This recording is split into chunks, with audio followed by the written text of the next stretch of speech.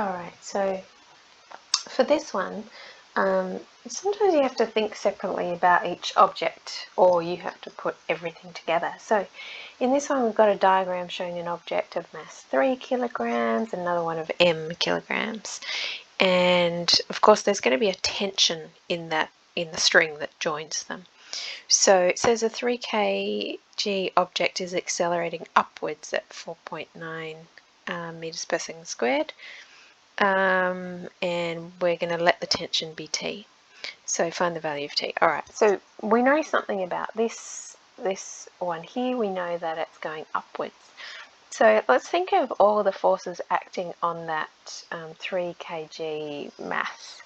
So we've got, and the fact is, here's this mass, let's say here's this 3 kg mass.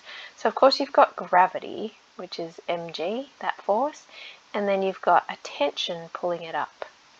And altogether that gives us, so the result of that is that it's actually moving upwards at an acceleration of 4.9 meters per second squared. So if we think about that, let's make up positive. So we've got T going up, and we've got mg going down. In this case, m is 3, right? The mass is 3, so we've got minus 3g. And the result of that is, and we're looking at forces, so it has to be mass times acceleration. So the mass is 3, and the acceleration is 4.9. Okay, so that's the result where up is positive. So if we then solve for t, we've got 3 lots of 4.9s, and we're adding 3 lots of gravity is 9.8 unless we're told otherwise. So putting all that together, we're going to get 44.1, and it's a force, so it's in newtons. So 44.1 newtons. Now if we look at finding the value of m, so now we're looking at this little object m, and what's happening to m, so, or what forces are acting on m. So again, we've got this gravitational force pushing it downways, and the tension in the string, remember this whole string has the same tension, so there is tension pulling up on it.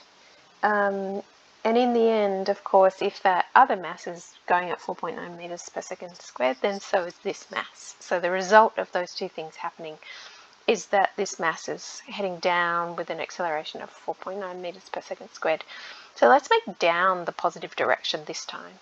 So we've got mg heading down, we don't know what m is at the moment, and we've got t pulling up, so minus t, and the result of that is mass times 4.9 acceleration.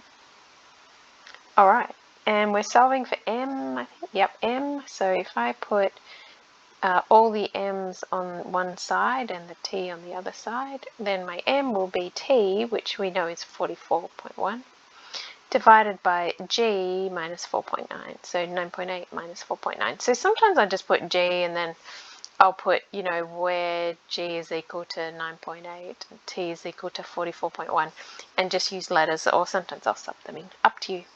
Alright, so if we do that, put that in your calculator, you will get 9, and it's for mass, so it's 9 kilograms.